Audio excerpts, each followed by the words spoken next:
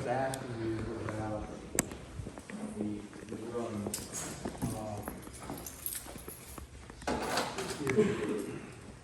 Marty Terry at the time of suspension was a battalion chief, correct?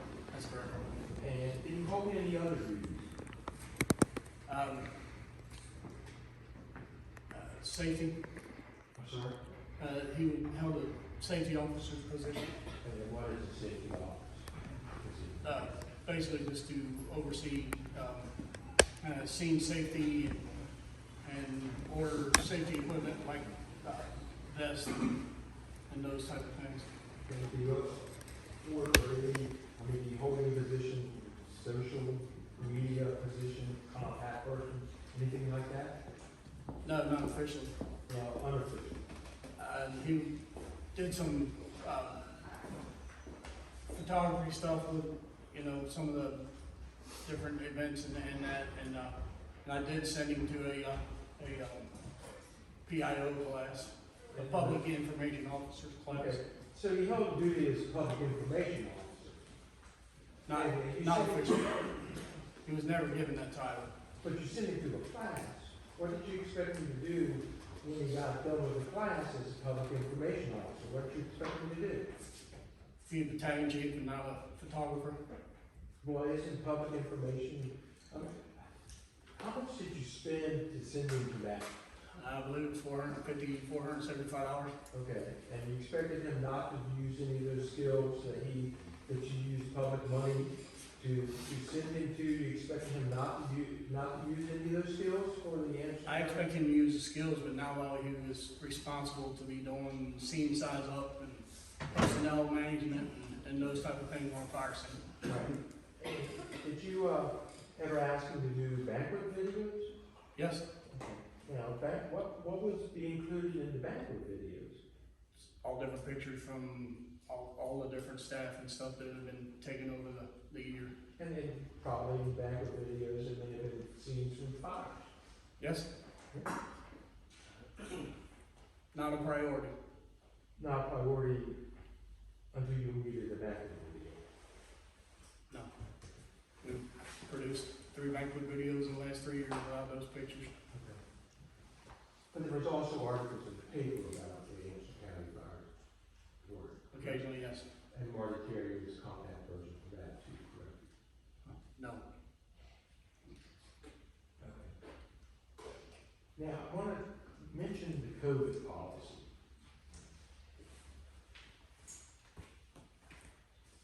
You mentioned that they're volunteer firefighters, and you mentioned that they're part-time firefighters, correct? That's correct. When a volunteer, say he's a teacher, but he's a volunteer firefighter, after he gets done teaching, he or she gets done teaching. Yes. Is he, as a teacher, do you believe that they are responsible to comply with all Anderson County Fire Department policy while they're being a teacher? Certainly. I mean, public opinion policies, yes. If they're representing themselves as a teacher and putting a dark light on this department, then yes, they are in violation of policy. All right, so they are never private citizens with rights if they volunteer for the Anderson County Fire. I think I'm going to object. I didn't say that at all. Chief. I think that calls for a legal conclusion, basically, which he's not qualified to make. All right. Now, with Marty Terry, tell me exactly what he did to violate the COVID policy. He's posting on, Correct. I'm sorry, I didn't say policy. What did he do exactly to violate that directive? he was posting Facebook posts and things in contradiction to the CDC. He was making statements about the government and the policies that they had put in place, and as a chief officer and a county representative, then, we felt that he did not have the right to do that. Was who's we? We as a staff, Who? the chief staff, I'm sorry? the chief staff, myself and the 2 assistant chiefs. Okay. Was he the only firefighter that was, using social media to express objections to the COVID policy? The only one that was brought to my attention, and he was the only one that is a chief officer that was doing it, yes. Did you ever see anything from Wesley Ellis?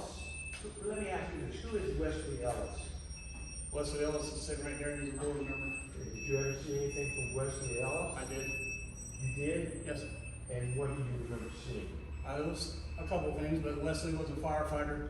He was not on the board at the time, and he was not representing the Anderson County Fire Department as an official. It's basically, let me show you this picture. And see if you've seen this picture.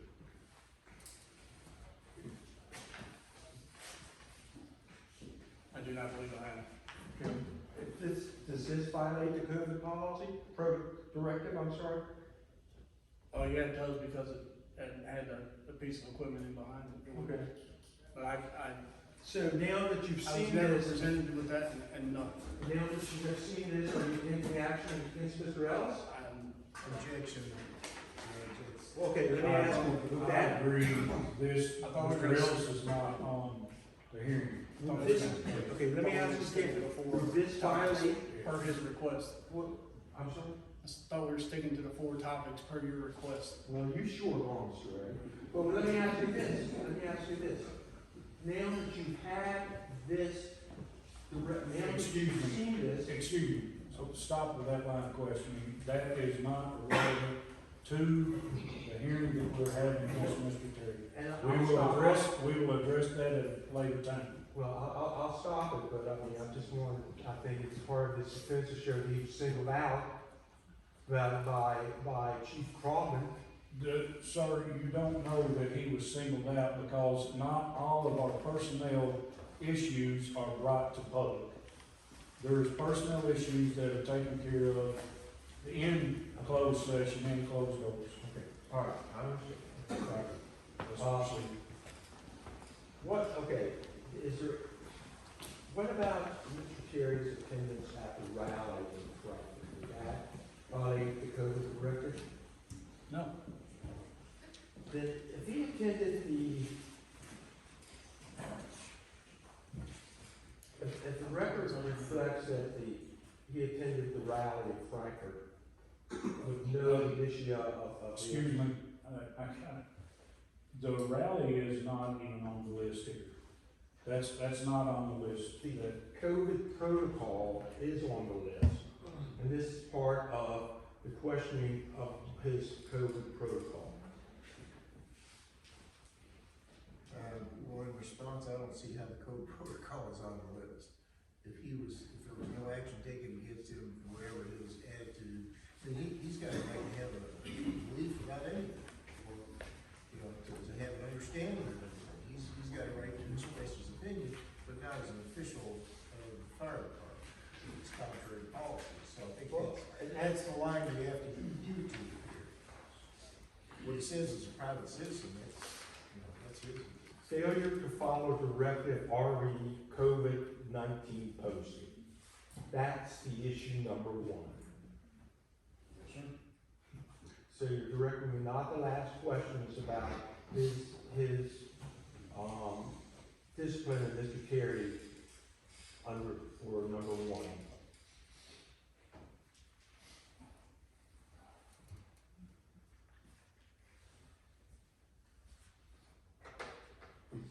I believe if you go back there.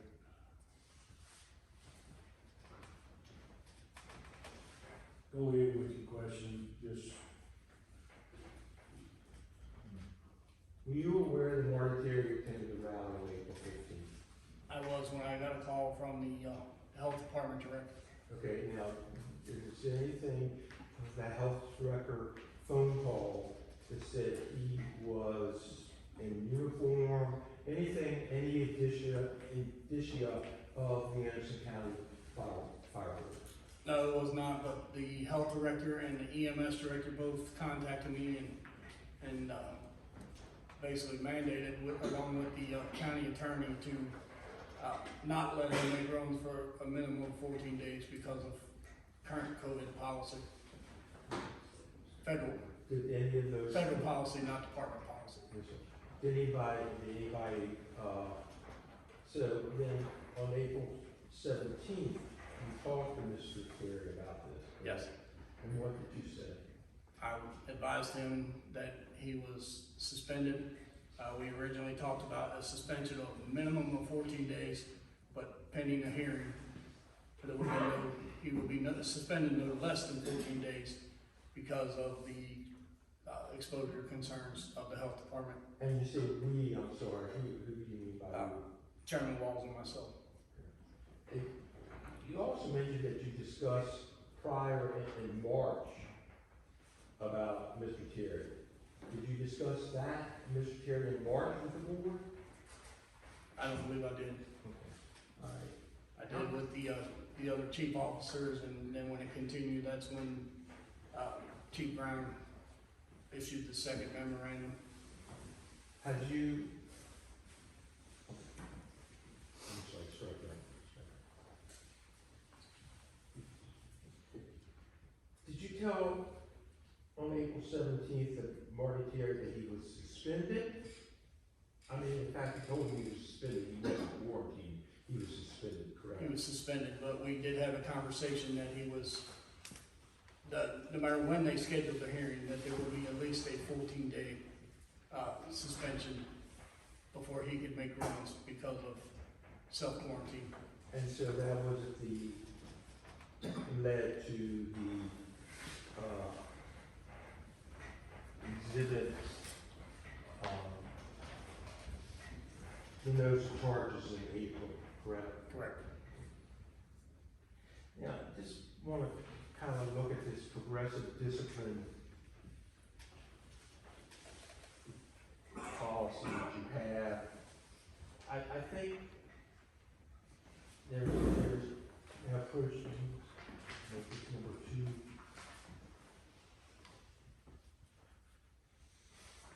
Mr. Terry's number 2. I know Mr. Spaulding submitted policy. Have you seen that? Yes, sir. Okay, I authored it. Oh, I'm sorry? I authored it.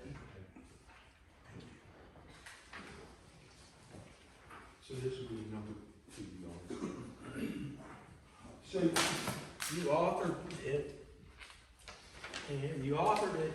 and the first thing you wrote at the top was documentation, correct? Correct. So it's very important that you document things, isn't it? It is. Then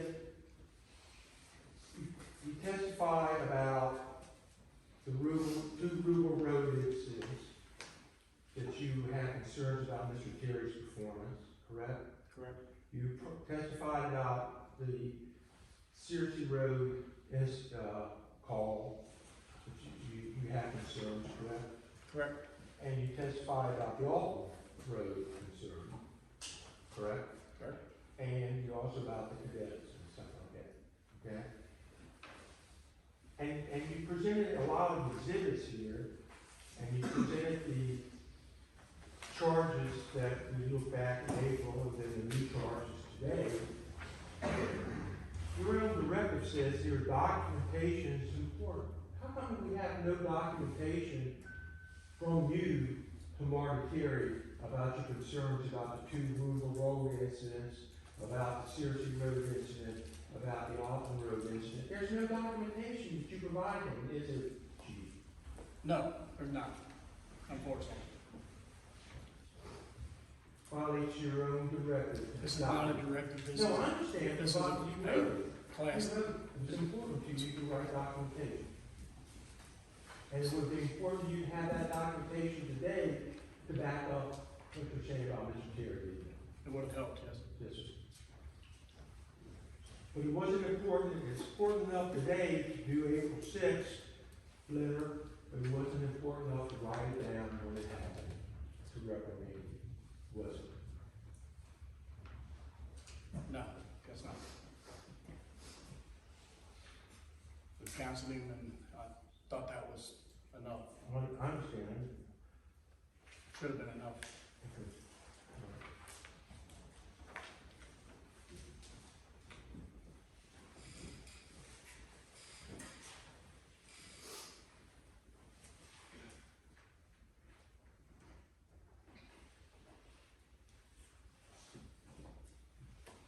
Thank you, Chief. I think that's all I had. Okay.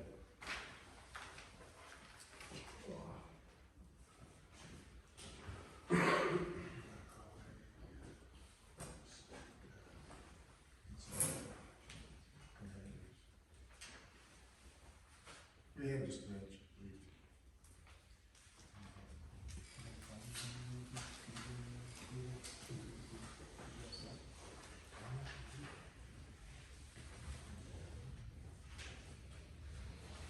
Call TJ Klein, please.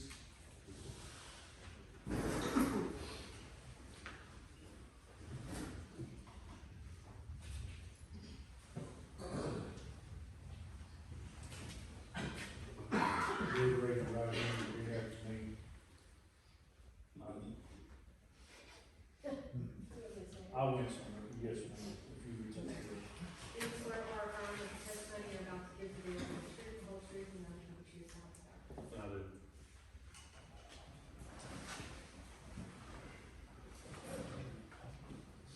TJ, would you state your full name for the record, please, sir? Terry James Jr. Klein. And, are you a member of the Anderson County Fire Protection District?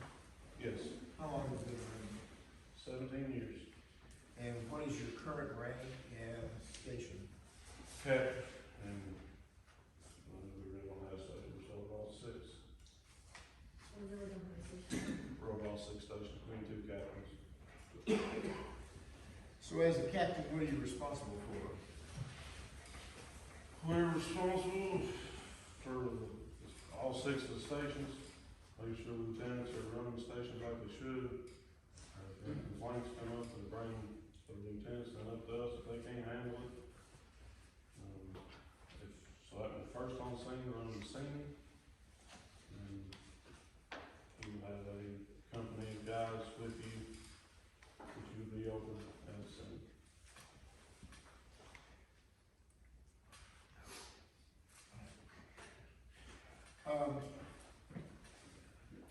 You've heard the testimony that we've had here so far from the chief. Which one of these fire scenes were you present and active on? Social school, Rural Road, and the Paddock Loop. All right. And in what capacity were you involved in each of those fire scenes? Searching School and Paddock Loop, I was the engineer, and Rural Road, I was interior. Okay, so for just purposes of the record, define what you mean by those terms, engineer and interior. So engineer, I was the driver of the truck, I pumped the truck, I did not go in and fight the fires, my job was to pump the truck there, make sure they have water. And then interior, what do you do when you're on the interior? You are inside fighting the fire. Okay. On any of these fire scenes,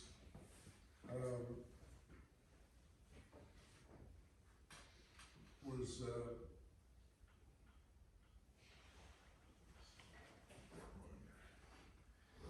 Mr. Terry present? Yes. All right, so tell me about each of the fire scenes and what your official relationship at each of those fire scenes would have been with Mr. Terry. Take them in order if you can. Your question is what happened? Yes. Okay. So, I started with Searching School, I was an engineer of Engine 55. Firefighter told, drove officer that day. I'm sorry. Firefighter told, T-O-L-E-S. Drove officer that day, because at that time he was not old enough to drive the truck. We got there, the porch was on fire inside the house. Firefighter told us deployed a attack line, and I pumped the truck. It's a balloon construction house, you can tell by the windows, they were stacked on each other. Smoke was was pushing out of these.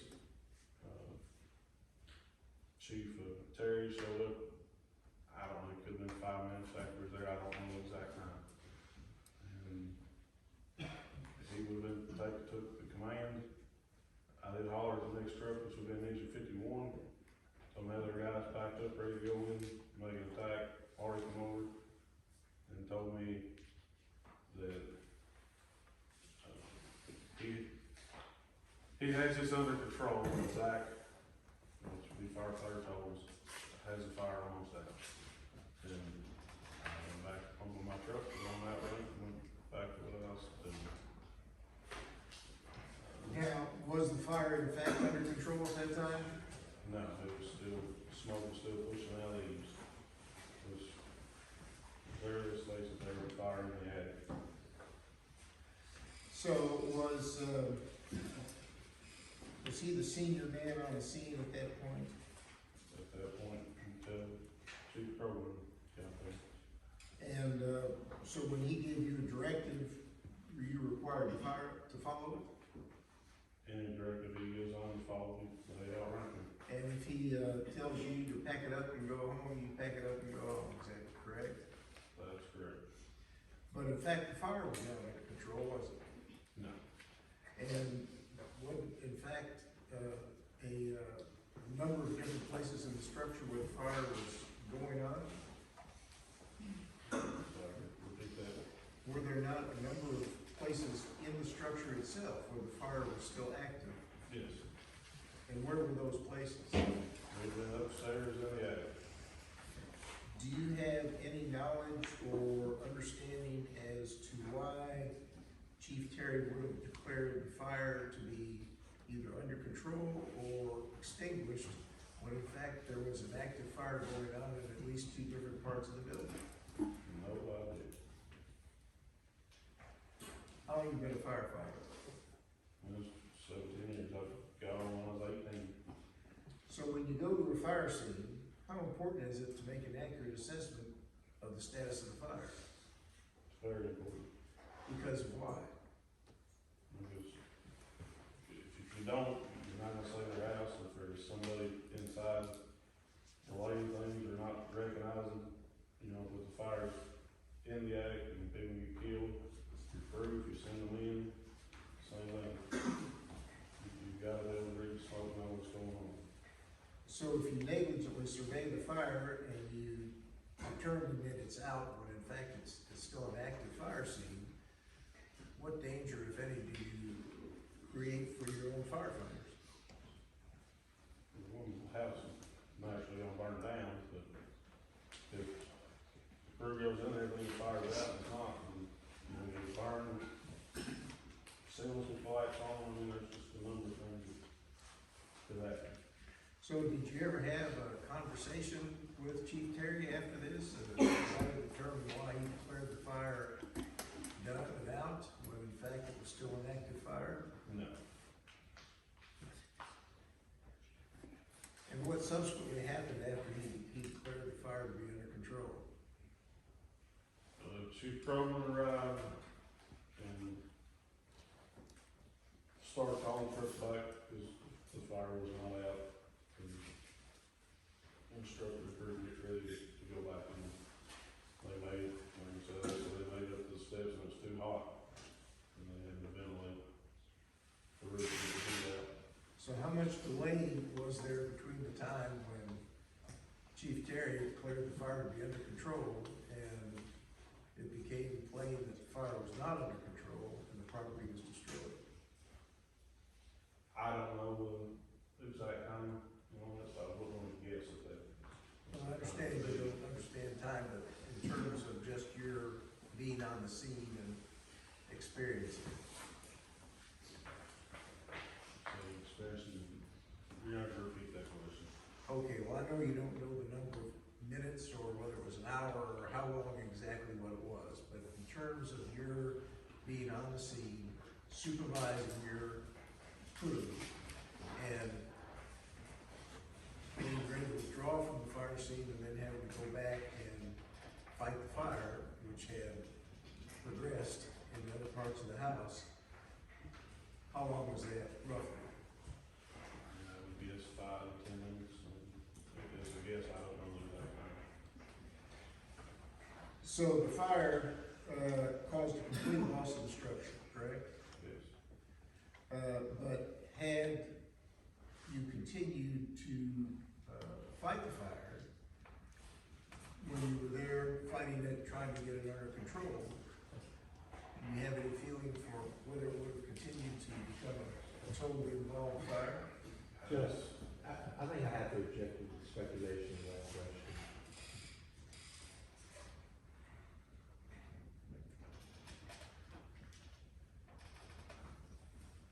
I'll agree with you there, it's,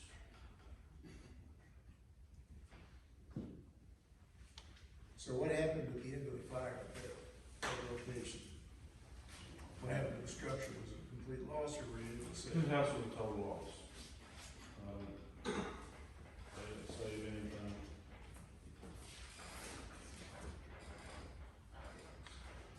I think that's all I have on this witness.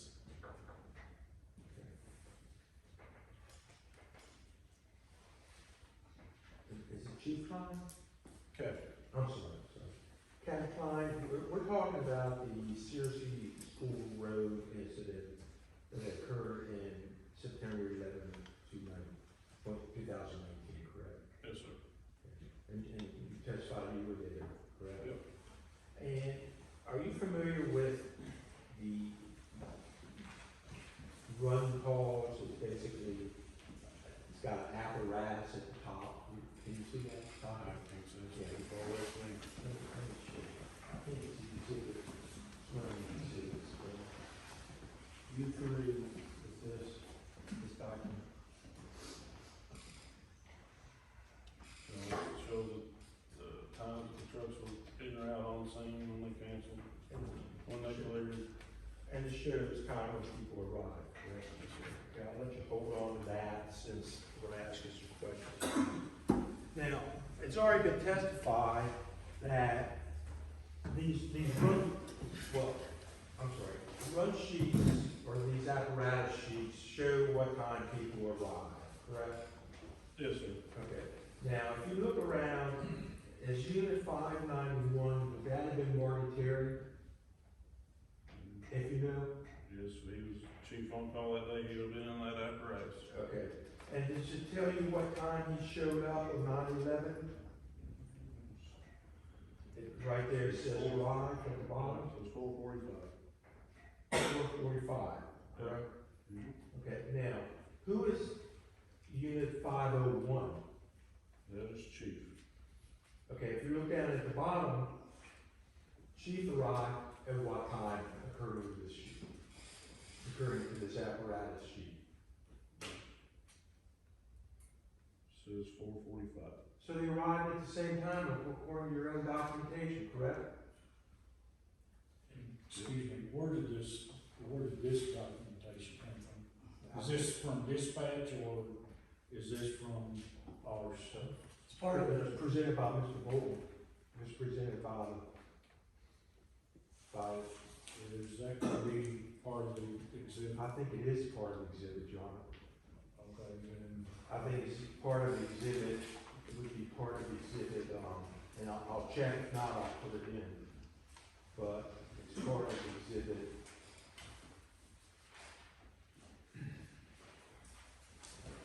I think it's part of exhibit G. Let me double check, but we'll admit it. Number 3.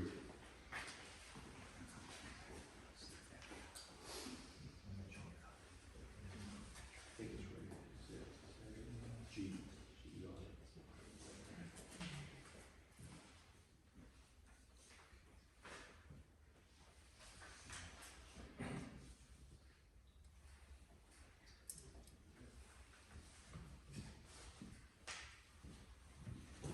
Can we see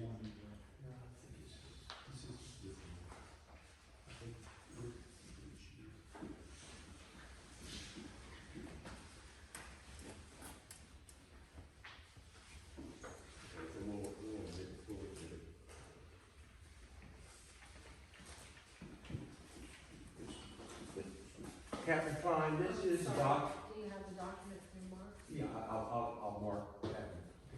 Yeah, go ahead and mark, I'm sorry, this is number 2, 3.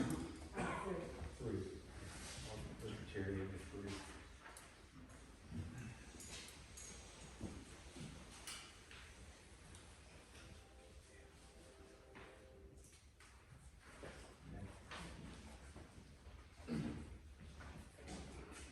Is it, have you seen a similar document as this, Captain Klein? Yeah, I'll send you the, Okay, all right, so that's something that is kept in the regular course of business with the Anderson County Fire Dept. That's part of your job to keep these records, correct? yes, yeah, they're in the computer. Okay, so there's no reason to doubt the chief and Marty Terry showed up at the same time at this run visit. Not according to this piece of paper. And that's all we have. Now, on this run, were there any trucks canceled by Mr. Terry? Not on this paper, but if you're en route and get canceled and get called back, they do not put a cancel time on there. I don't know if the system will allow you to put a cancel time. Yeah. Do you know any trucks that were en route? You were busy doing other things, so you wouldn't know any trucks were en route that may have not been canceled. I did not hear every truck on there, and I cannot say that I did. And you didn't hear every conversation that was going on at the site, did you? No, that's impossible. That's right. And it's impossible to hear any conversation between the chief and Mr. Terry on the site, correct?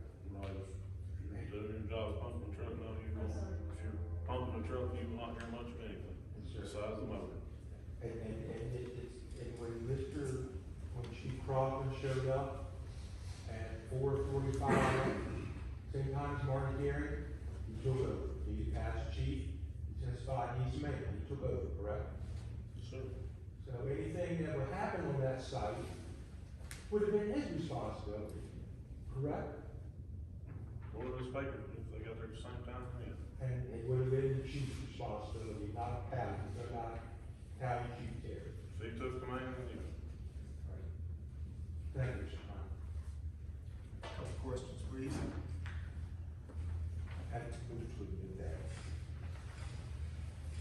No objection. Looking at exhibit 3, these documents are usually filled out on the road, aren't they? In other words, you're getting to a fire scene, you're trying to get your equipment organized, your people organized, get on the site, start fighting the fire. How accurate can we think that these documents are in terms of exact times and places? Whoever rides in the officer's seat of the truck is in charge of putting those times in. And sometimes the guys do not put their times in right, they just copy and paste what the other truck put on there. That's not right, but that is clearly what's happening here.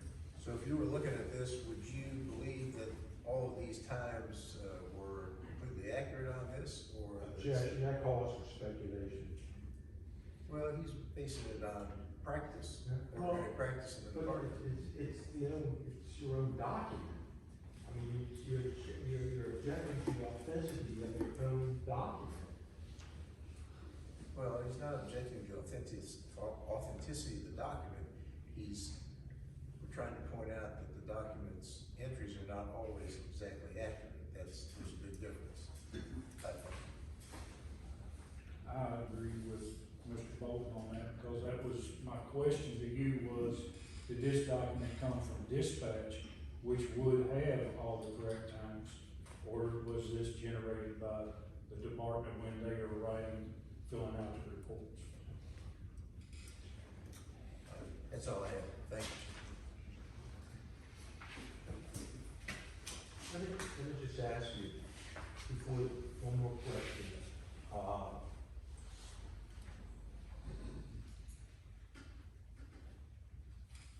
When documents like this, once they are generated, they're approved by someone, by the chief or someone, correct?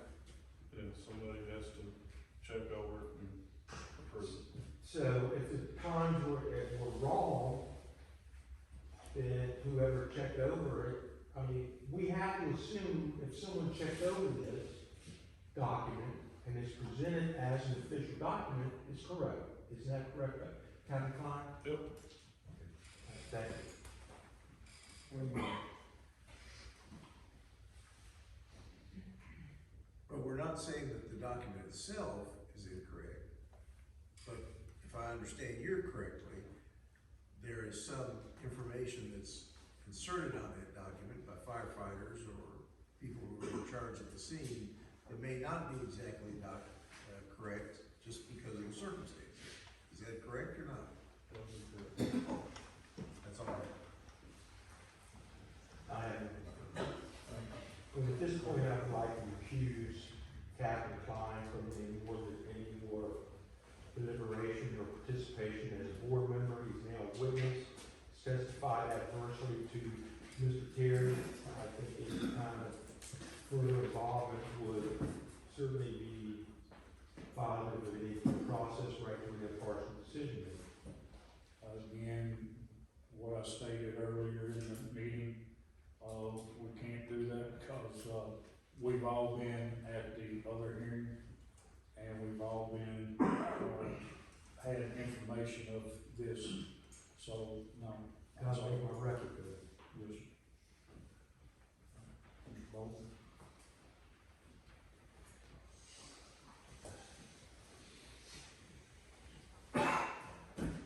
We close, Your Honor.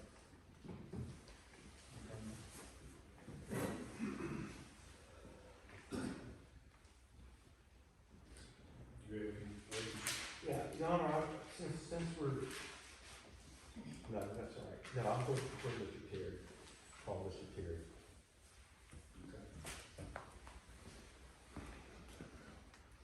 Huh? Without it. Opening statement, Huh? just opening statement. Just, let me ask you a question. So the research record, do you swear or affirm that the testimony you're about to give today will be the truth, the whole truth, and nothing but the truth, so help you God? I do affirm. Yes. Okay, could you state your name for the record, please? Marty Terry, Charles Martin Terry. And are you employed here, Mr. Terry? Are you employed? I was. I Okay. do not know my status. Where were you employed? Anderson County Fire Protection District as Battalion Chief. And how long have you been at the Anderson County Fire? February of 2002. Okay, how did you start out? Started out before that in Campbellsville, Teller County Rescue under Charlie Shaw, the Dare County Rescue Squad, Madison County Rescue Squad, 3 months in Pike County EMS, Toyota's Fire Brigade. Certified since the 90s, EMT since 89, and I've done this my whole life. Here, it's February of 2002, And what was your position when you started? just regular firefighter. Did you see promotion? Yes, I tested for a lieutenant position and got that under Chief Barnes. And then I was appointed by Chief Donald Cox, interim chief at the time, to captain position, Unit 515, it's a captain of this station. And then I tested, went through this advanced testing procedure, interview, and oral and written things under Chief Krogman, and was selected to be the battalion chief. Okay, and how long were you battalion chief? I think 5 or 6 years, I'm not sure exactly. Okay. When you were battalion chief, were you compensated? Yes. And how were you compensated? Everybody that's certified gets, they have to, I believe, and it's been a long time, so it's hard for me to remember this stuff. But you had to make a certain amount of trainings and you get so much money per run. And as battalion chief, I got, I think it was $600 a month. And you got the take home truck and several things like that. I know that it's gone up since then, but I don't know the details. I got a W-2, so I'm an employee. Okay. Did you, as a battalion chief, what were your duties? There's the battalion chief, it's just the position of battalion chief, and some days you don't do a whole lot, and other days you're chief on call.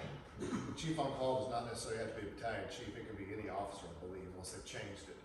You and you're on a schedule, and you are not in charge of the department, but you're the go-to person, kind of a liaison from dispatch, or if Chief Hume has a fire in the city, he knows he can call 504. So I had my battalion chief duties, and then a lot of times I was chief on call. And I was chief on call more than anybody else in the department, by far. And chief on call meaning exactly what, you may have said, I'm sorry. There's 24-hour shifts. I think it was like 8 o'clock in the morning. And Chief Crogman made the schedule. I'll be 504 tomorrow, and then he'll have 504 the next day, and Captain Klein can have it. And you're the go-to person. Okay, and so as a go-to person, do you come to this station? You come to the station to get the truck. It's kept here. It's Unit 591. It's a Chevy 3500 series truck with winches, all kinds of rescue tools on it. Okay. You can take it home and respond. Okay, do you have a radio at home that you know when the call's coming in? He gave us a portable, Okay. so I had that portable. All right, so when you receive a call on the portable, can you just, I know you all know, but I mean, this, for the record, when you receive a call on the portable, just take us from there. You respond straight to the bill. Just like a minute ago, they toned out a run. I couldn't hear what the incident was. The 504 either goes on that or makes sure that the call is covered by someone. You don't have to make every run. Somebody needs to be responding. 504's job is to make sure that happens. We'll get there and call from one thing. So I would tear out of my house in the middle of the night and go to Search the School Road or wherever during that shift. Did you have your own vehicle or? I had this Chevy, the unit, they call it Unit 591. And how many calls as battalion chief, I know you can't give me exact number, but how many calls would you have received wherever you've gone on? Where, like geographic locations? No, just a number. Like 100 more than any of the other battalion chiefs. It's all got the documents over there. When you, is the Anderson County Fire Department, just, I know you said you helped out in Lawrenceburg, we had one issue there, but is your jurisdiction just Anderson County? It's Anderson County. We're unique because we get the whole county, where other agencies like there's Cornerville Fire Department and the South Isa Fire Department. We respond from Van Buren to Tyrone to Alton to Wheat School Road.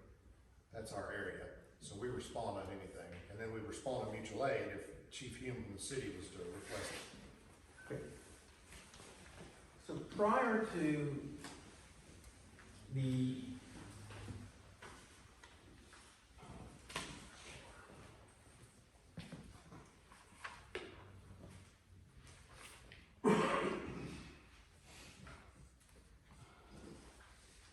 I believe the first call that has been called into question was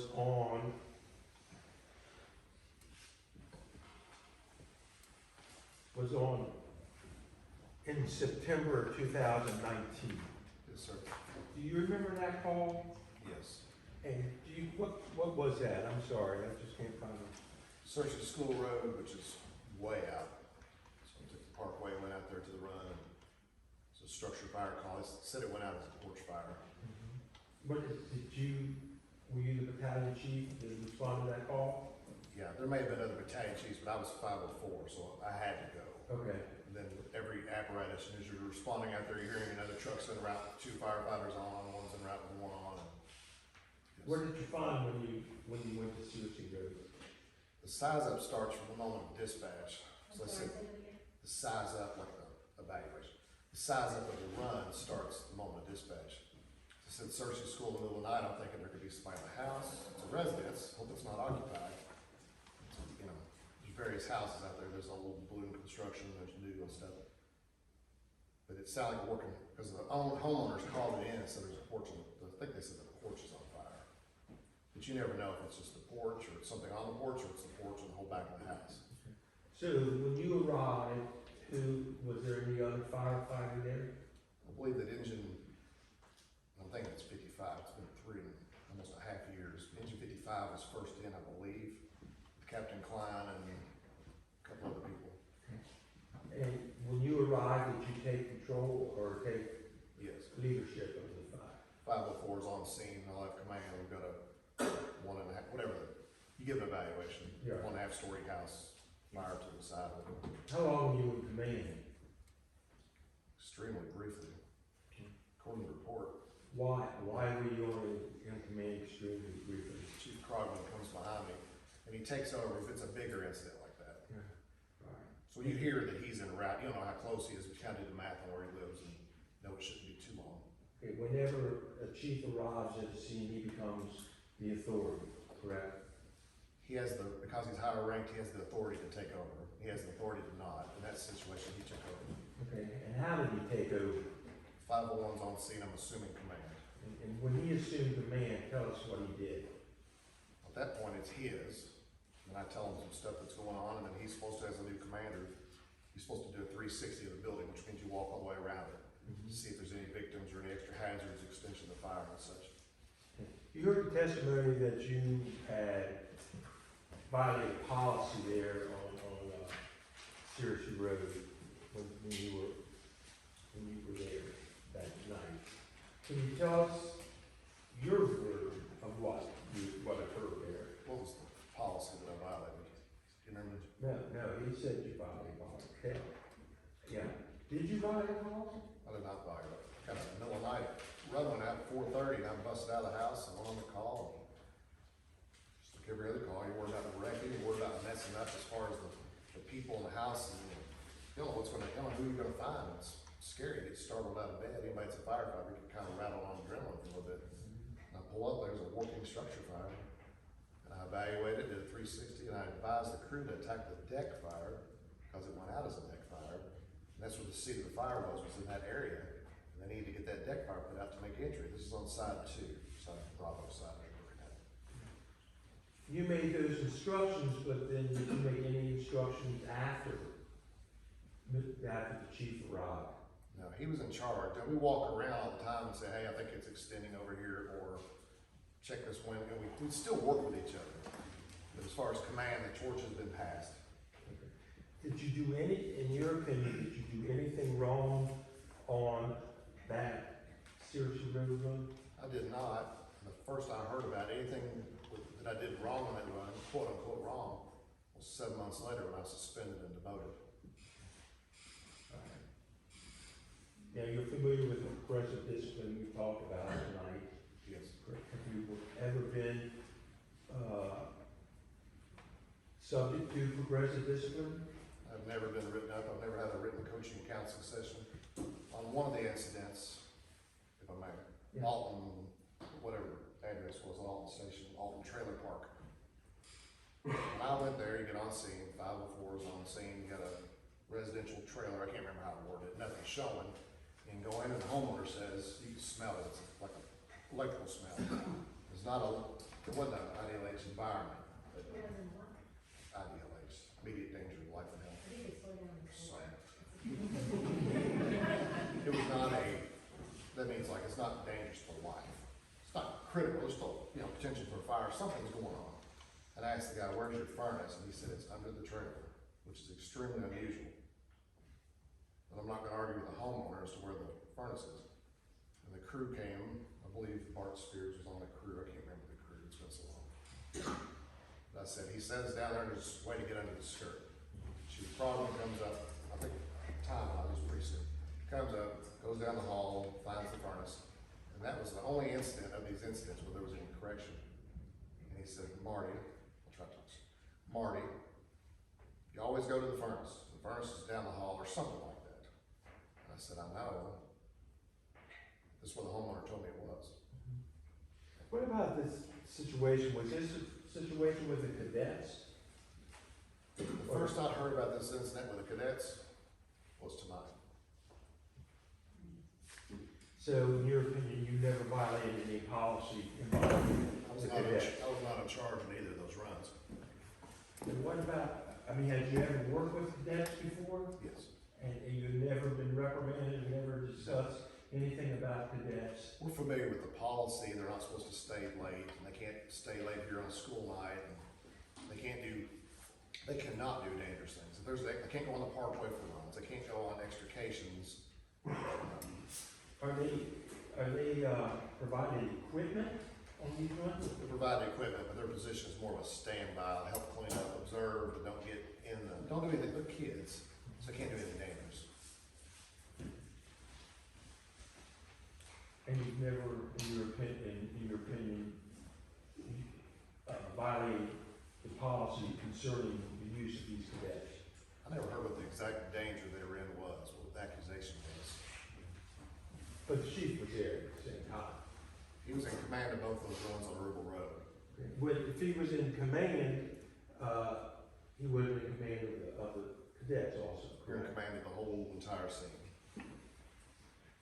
And if I put those kids in danger, as a parent of a 20-year-old and 17-year-old, if I put those kids in danger, somebody should have told me about that. What about the Alton run? What was the concerns about that? That was the trailer fire. I was Oh, talking that about. was a trailer Furnace, fire. yes. I don't believe that there was any fire anyone put out. It was a near fire situation, but we didn't do any fire suppression at all, that I remember. What about, there was 2 Rural Road runs. That's the ones with the cadets, the same address, Okay. out in the Have middle. you already told us about the Rural Run road? That was one with the cadets that I was not aware of till tonight, because it's not in the charges.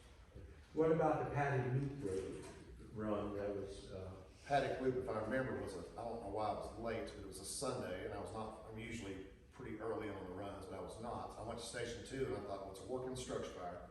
Sorry. It's the city's run. And they get there, and they call it mutual aid. Hey, we need a tanker, we need more engine. And they requested an engine, the way I understood it. And I went to Station 2, the church closed, and got the Hazmat 5, because it has a mobile air refill station on it. And took mobile air refill, like a cascade system. And I brought it there because I know there's gonna be a lot of cylinders used, and they need it. when you arrived, who was that? City engine was parked directly in front of the house. There's a hydrant directly across the street. They looked to that hydrant, and engine 51 was on the corner. I guess it's still Paddock Loop on that corner, and they were pumping water to the city pumper. And the house it was not on the ground, but it was total. It was fire, and I was stunned at how much fire it was, being it's that close to town. I can't remember if it was windy or what, but I remember pulling up and thinking, man, this is what you see out on Avonstoke, not in tandem. Was the chief present at this run? Yes.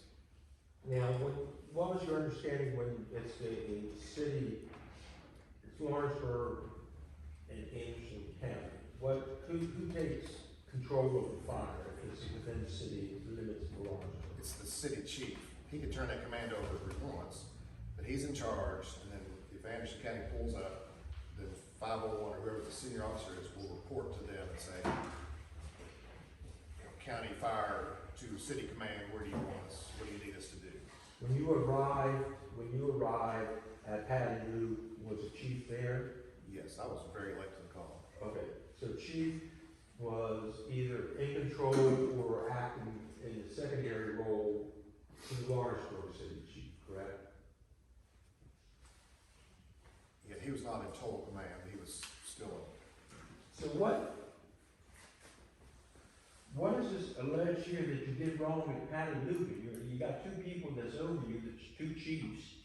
What did Marty Terry do wrong? I never heard about this call, the Searcy School call, or the Alton Fire call, until I was suspended and demoted. I had no idea. And I walk in the office and I'm talking to Chairman Walls and the chief, and then I hear about these charges. I had no idea. On that call, I allegedly changed an order from the 5-inch supply line to a 2.5-inch supply line.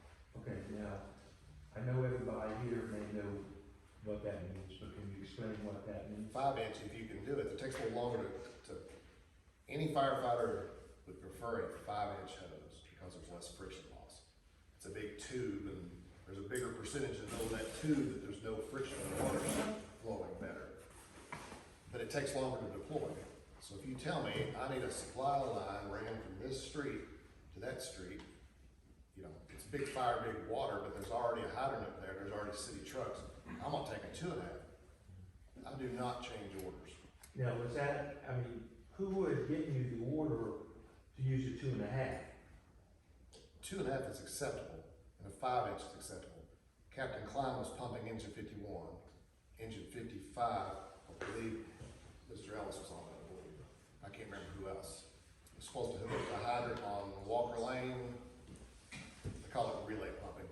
Stretch the supply line over to engine 51, and they're gonna send it on down the line to the city and all that tackles.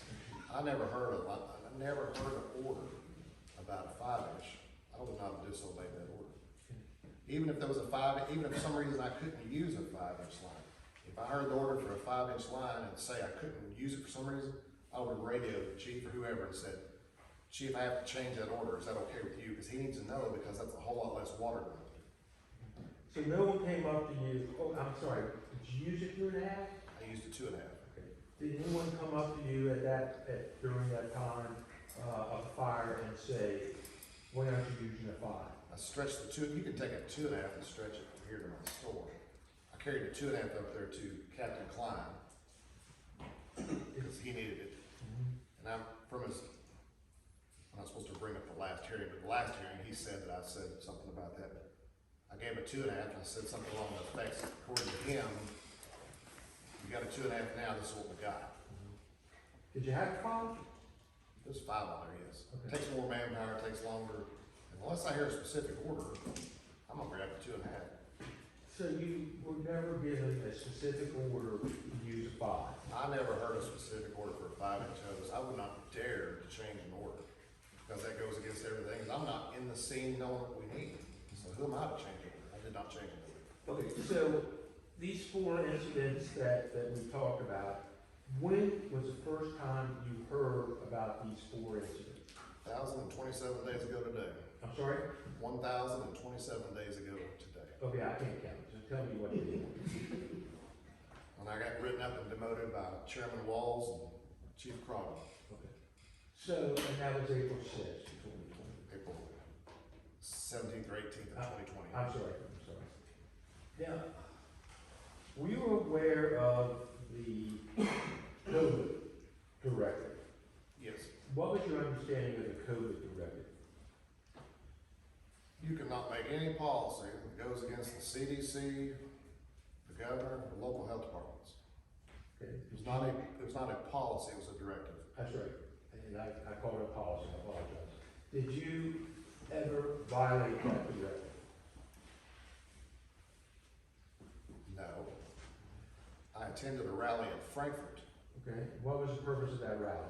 It was a free up Kentucky and we've got to stop the lockdown type thing. Okay.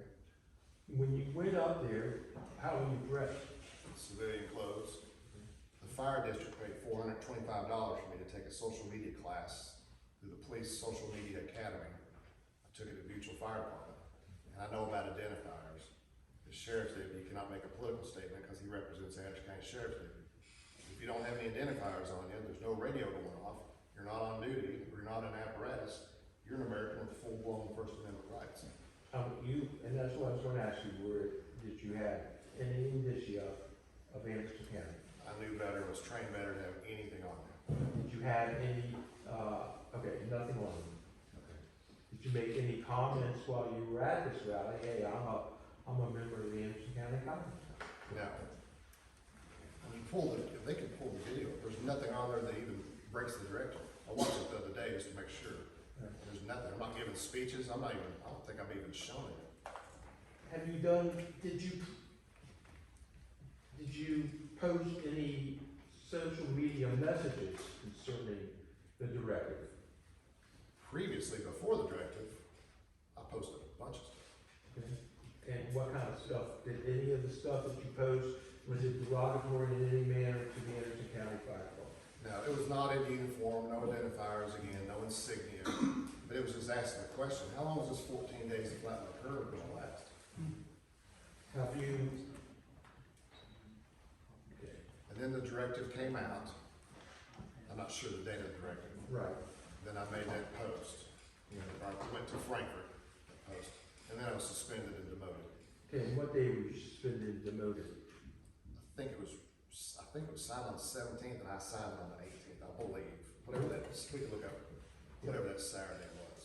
When you signed it, did you agree, who gave you the information that you were suspended? The chief had texted me and said that Johnny and I need to have a meeting with you, And Johnny meaning who? Chairman Walls. Okay. We need to have a talk. And I walk in the office and he said, this has been a long time coming. He slides me the paper. And that's the first time I'd seen any of those charges about the runs. Okay. And so what did you say? This one, So the one was September 11th of 2019. I said, this is 7 months prior. Why didn't you say something to me? I've been 504, I've got it written down. I think 46 times from September 11th of 2019 until that day. Why was I scheduled by Chief Cronman to be 504 if I was such an endangerment to society and property of the Anderson County citizens? And what was your response? I don't believe they had one. I don't know that they answered that. We talked for a moment. Did you, were you asked to sign the Yes. notice of charges and the motion? Or you were suspended? Yes. You were suspended at that time, correct? I think I've got it over there. I think it says suspended immediately and demoted to firefighter, rank of firefighter, pending a hearing. I believe that's the wording. All right. And did you disagree with that? I vehemently disagreed with it, and I still do today. Did you understand you had a right to request a hearing? Yes. Did you request a hearing? Yes. Did a hearing occur? We never had a hearing. We met for a hearing, but nobody ever heard my thing.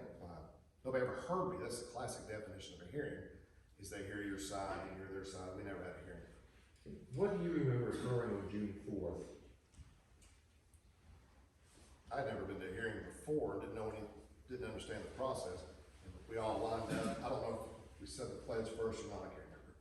We went backstage in the kitchen. They have like a pre-trial conference sort of thing. So what do you really want? How's this work? And I said, I've got a First Amendment right to petition my government for addressing grievances, to peacefully assembly and freedom of speech. And Brian Logan, right there at the corner, backed up the TV, said, we've already dropped that charge. And then we talked about some basic things, maybe this much money, just some kind of things I didn't know. And Anna White's the attorney. She said, we'll just have to talk later. We sort of, so maybe this sounds good, not really sure. We got nothing in writing. And we came out, and maybe at that point you officially started the meeting. I'm not sure. And then we just started up and said, we've kind of reached a tentative agreement, or we're discussing an agreement, and the meeting's adjourned. Okay, so did you ever have a hearing on your suspension and demotion? After we went to court several times. When you went, were you ever, after you were suspended, did you ever return to work? And how much of the legal side you want to get into it? We Well, filed. just if you, did you ever return to your position as a firefighter? No, because I was suspended and demoted pending a hearing. I never had a hearing. I understand, but were you ever told you could come back to work now? No, Were you ever told the number of days you were suspended? no. So, It doesn't say it on the write-up. so you've heard that testimony that you abandoned your position. What's your opinion of that? My opinion is that I can serve all the time, and I was available for that big fire today. Yeah. And I was on South Street when the Village Drive fire went off. Village and Highland Corner, I could have been there. When Dave DeSpinett was involved in that fatality wreck in front of Kroger, I was by the cemetery, Carlton Drive. I could have been there and helped on that. He goes to my church. There was a fire in town, the county called for mutual aid, and a church member came up to me and said, man, I sure could have used a friendly face the other day of that fire, because I know you're suspended. This was a year and a half later. So, before you were suspended, was there a schedule of when you would work, or when you were expected to be a 501 or battalion chief? We're always on call, but then the Correct. 504 is you sign 504, up. sorry. Chief makes a schedule. He would call us and say, are you available on this day? Is this look okay? We kind of work together. He made the schedule. But otherwise, you can make any call you want whenever. After April 16th, were you ever on the schedule? Now, before that, I made the most runs in this department. First or second runs for 46 consecutive quarters. That was a stupid level. I mean, I've done drownings and car wrecks and semi-wrecks and hangings and 12-gauge suicides. I've seen it all. And I made the most runs. I made 11% of the runs in 2020, even though I was suspended halfway through April. I made 11% of the available runs. So I went from being the most run or a very active person, by far the most active 504 chief on call person, to 0 because I was suspended and demoted pending a hearing. Well, why do you think, I mean, you had all those years, you started in 2002 here, correct? and we're looking at 2020, 2019, 2020, well, no, 2020 is when you suspended. Why, impeccable record for 18 years, No write-ups, no no right, written coaching counseling, no, and you saw the chief on a regular basis, correct? all the time. And so if you were doing something wrong, it would have been his job to say, hey, Marty Terry, you're doing something wrong. It would have been his job, or Assistant Chief Womack's job, or Assistant Chief Brown's job, because they were my supervisors. Okay, and nobody ever said anything to you about any of these runs No. until April 16th. Till I get written up. And if I was such a danger to people 7 months prior, how come I was never written up? How come I never heard about him? Why was going to Frankfurt rally the trigger for this? I would like to know that. And is that why you think that you would have been subject to this discipline? That's exactly why. It's a pure First Amendment issue. Now it's a 14th Amendment issue, like a due process. Tell me about this radio that is lost or stolen or somewhere in the outer space. I have no idea. I used to have a gear right there. It had a big streamlight box light on it. It had a yellow reflective rain jacket type things you see EMS crews wear. I had several personal items up there. I left personal stuff on 591. That's the chief on call truck. That radio may be on there. We come on the next shift. We'll text the guy before us and say, hey, you forgot your gear. Hey, you left this on there. But I was suspended. I have no idea what that radio was. When's the first time you heard about the radio? I was asked to turn in that gear. I know. And I went through all my stuff, and it's been, at that time, it'd been just 2 years instead of 2.5, or I'm not sure of that. Yeah. And I would look at it and go, well, I've got a brush jacket, and I've got boots, and I'm trying to think of all my gear, and there it is. When did you first hear about the radio? Tonight's the first time I heard about the radio. So you've never been contacted with, I mean, you turned in gear, we showed the receipt that you turned in gear, and that was August 22nd of 2022. Yeah. And so until today, you've never heard anything about a radio. Correct.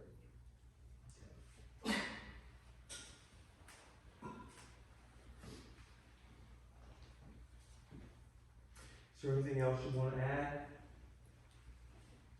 Next time y'all are on a scene, you're calling another county for mutual aid, I'll work right there.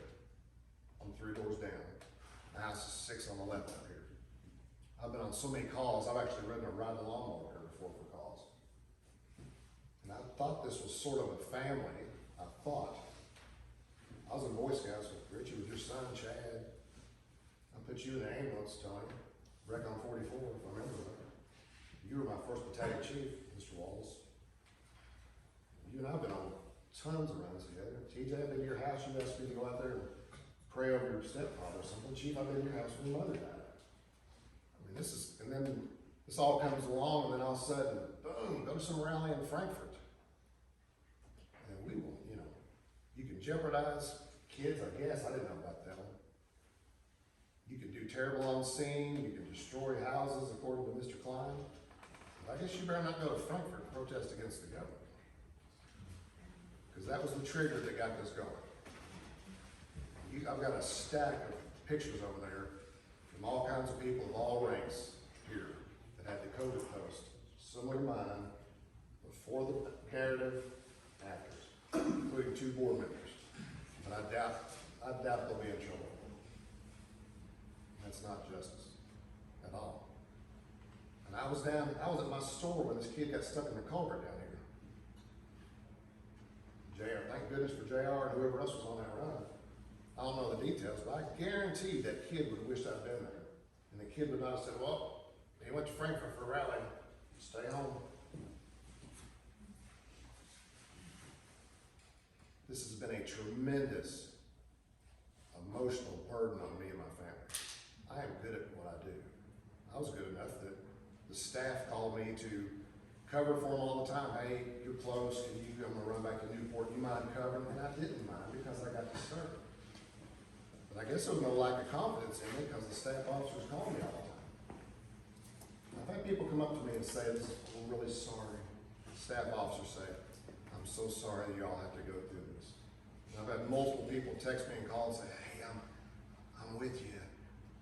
There's a tremendous amount of physical courage in this department. There ain't a drop of moral courage sometimes. We say, man, I'm sorry. I'm worried. We start the meetings off with a pledge of allegiance to the flag, the republic for which it stands. What about it? It's more than just saying a pledge of putting a Trump sticker on your pickup truck. We gotta stand up for the freedoms, all of them, even if they're unpopular. The First Amendment protects unpopular speech from government encroachment. If I had identifiers on my shirt, Mr. Dove, they should have written me up with progressive discipline, not extreme discipline. I am totally open to coaching and counseling if I'm given a chance by Battalion Chief Krogman, Assistant Chief Womack, Assistant Chief Brown. But I have to hear that before I can be corrected. We'll pass it to Mrs. Bolton.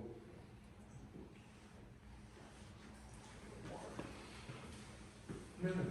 No, that's all right. I'll get a water. Oh, I thought it was-